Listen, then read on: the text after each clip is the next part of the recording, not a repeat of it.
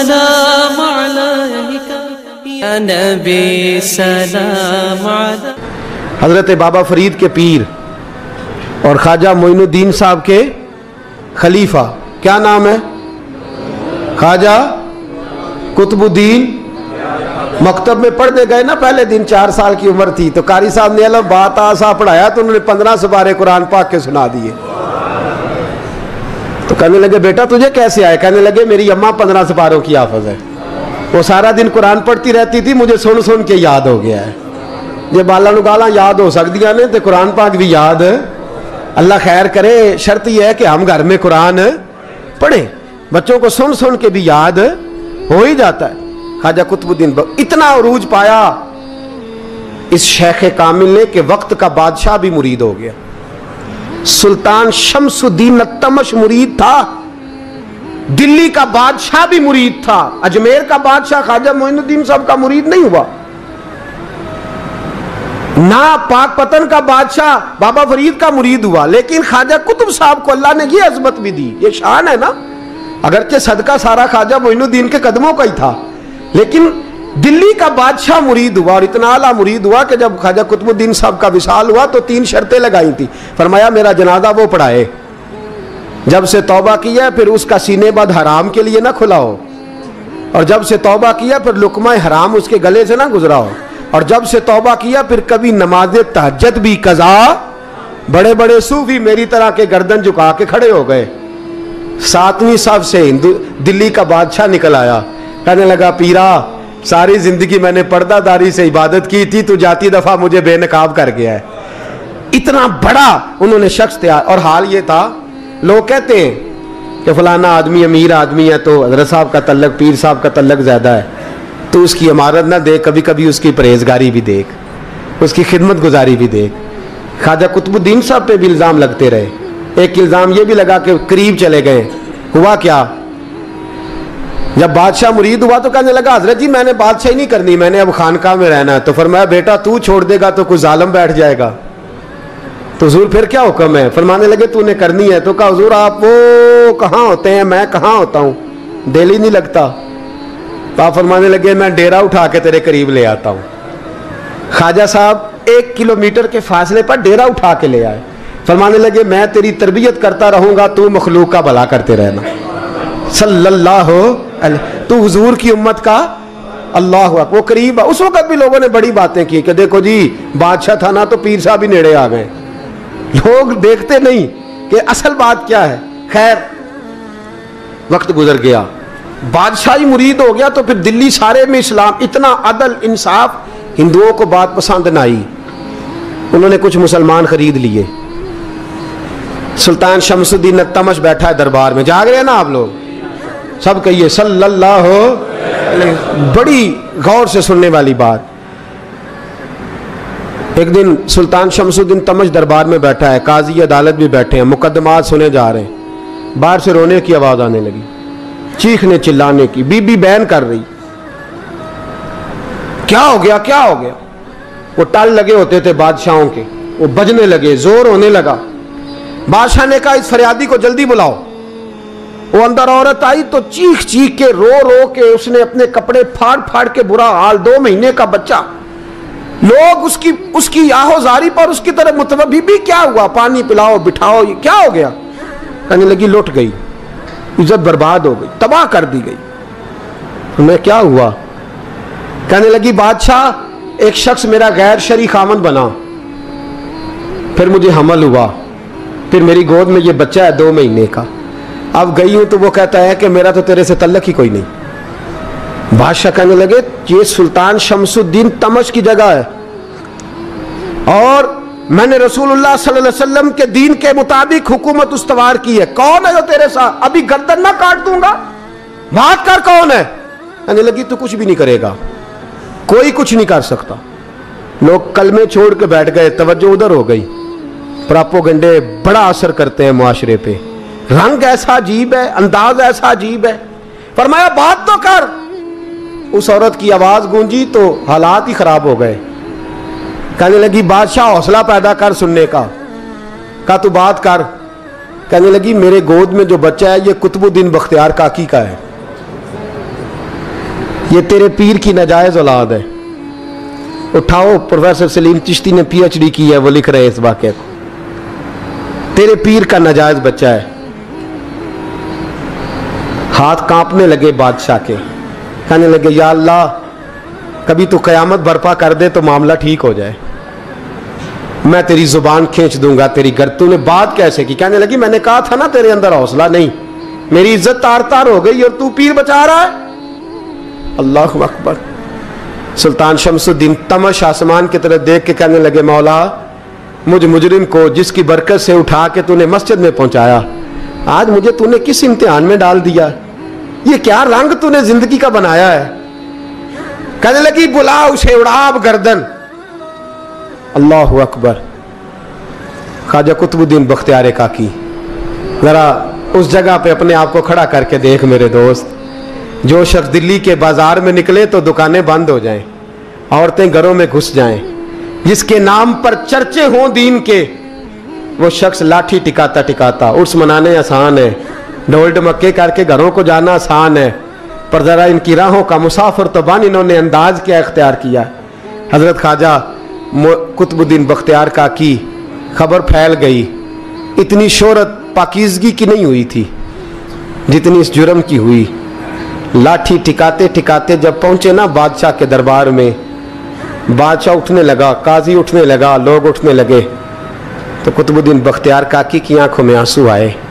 مانے لگے بیٹو بیٹھ جاؤ, آج میں پیر بن کے نہیں آیا, میں مجرم بن کے آیا. اور کہا میرے مالک کا انصاف بھی دیکھو. دلی کا پیر آج دلی کی عدالت میں اپنے نا کردہ جرم کی صفائی دینے آیا. بڑی لاٹھی پہ ٹیک لگائی. دلی کی گلیاں بھی روتی ہیں کہ یہ کیا رنگ, اللہ یہ تیرا کیا رنگ ہے, یہ تے میں گڈی تے ہاتھ ڈور سجن دے, او جے سونا ہی میرے دکھ وچ راز, تے میں سکھ نو چلے ڈاواں, پر یار فریدا کدی بل پہ سونا, یار فریدا جے کدی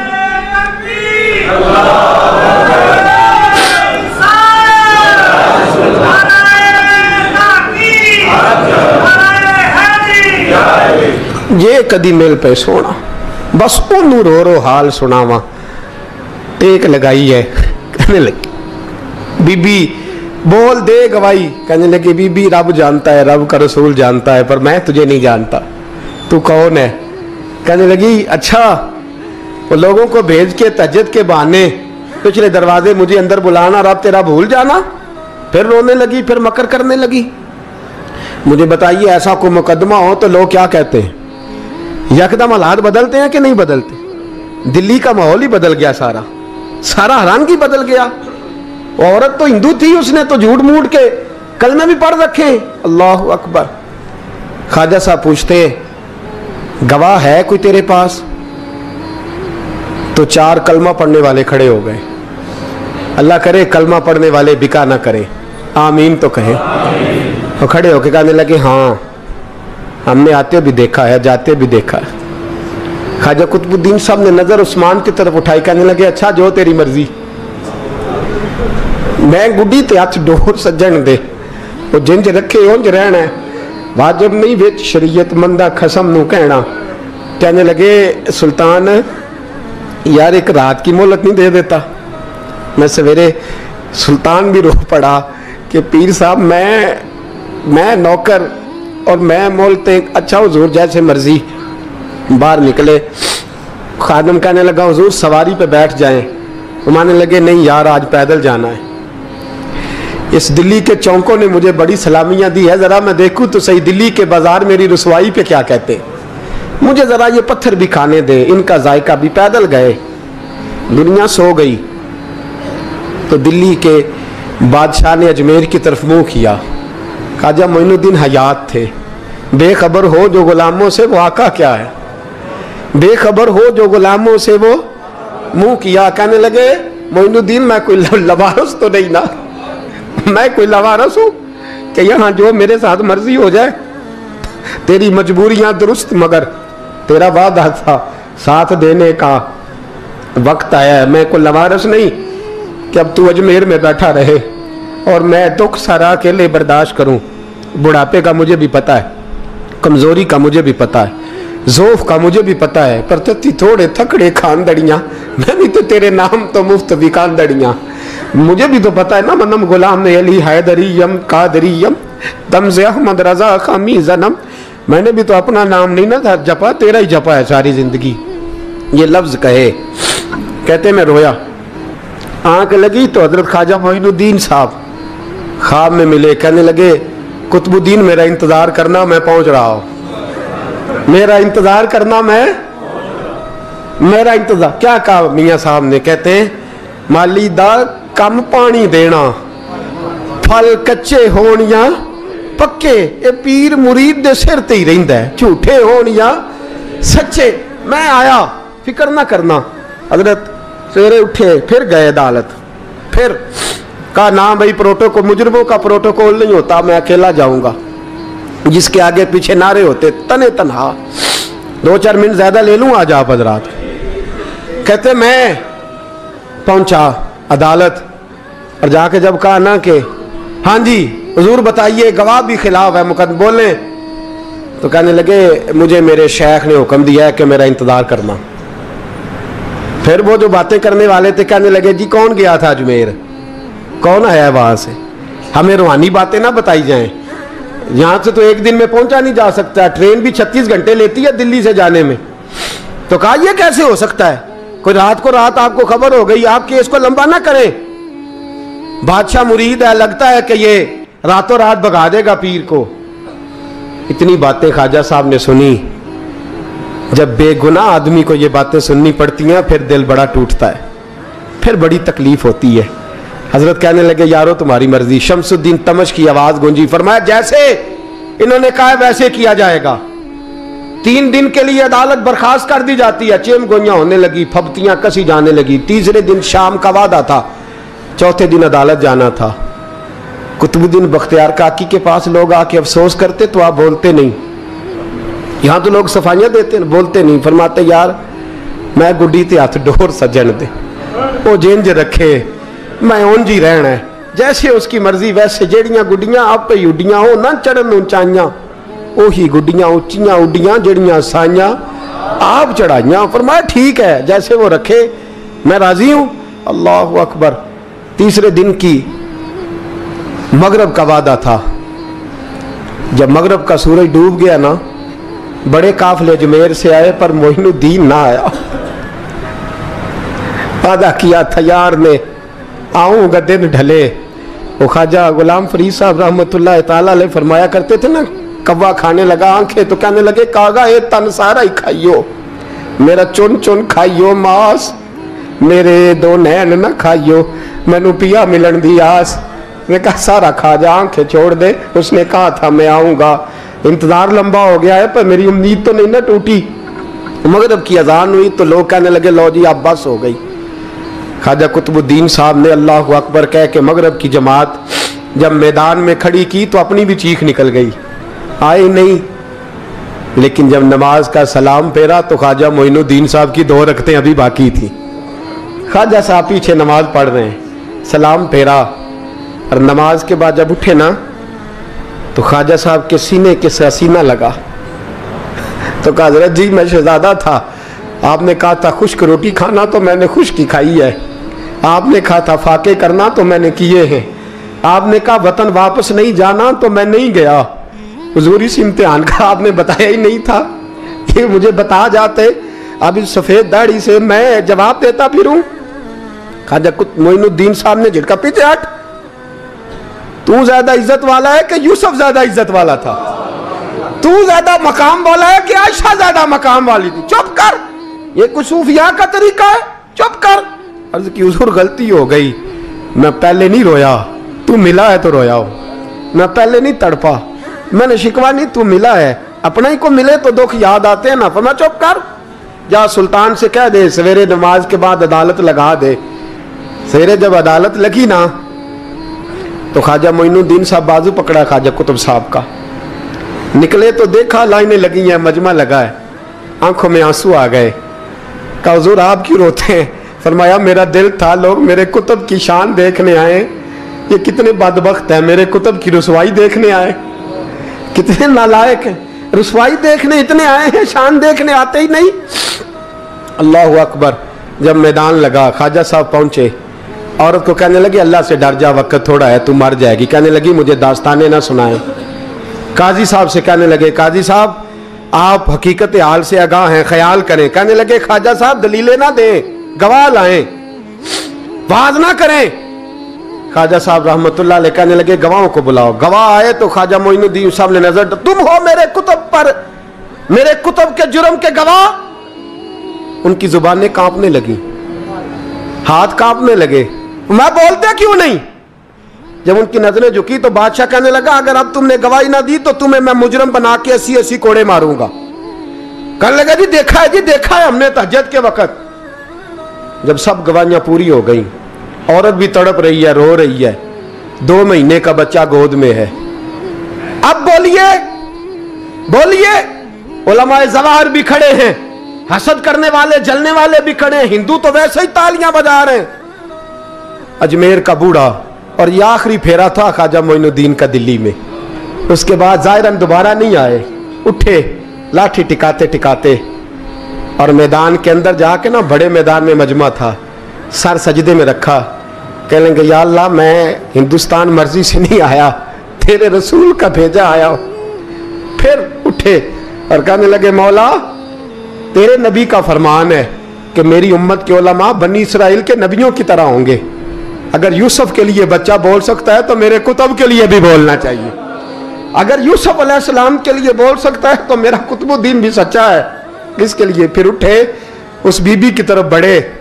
लोग कहने लगे न जाने अब क्या होगा।